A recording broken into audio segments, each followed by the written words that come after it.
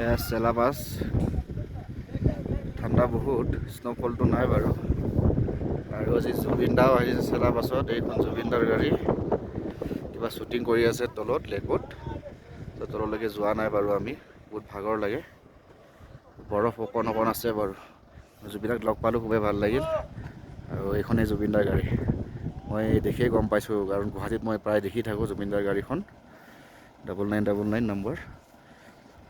আৰু দেখিয়ে জুবিন দাক লগ কৰিব গ'লোঁ, এবাৰ দেখা কৰি আহিলোঁ। আৰু তলত কিবা শ্বুটিং চলি আছে চাগে, নিশ্চয় কিবা গান বা কিবা ভিডিঅ' চিডিঅ' আহিব চাগে ভাল, তাৰে আশাৰে আৰু। চেলাবাছ খুবেই ভাল, আজি ৱেডাৰো ঠিকে আছে,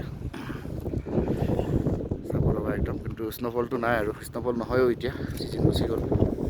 আৰু বৰফ প্ৰায় আছে অলপ ৰাস্তাত, কম আৰু।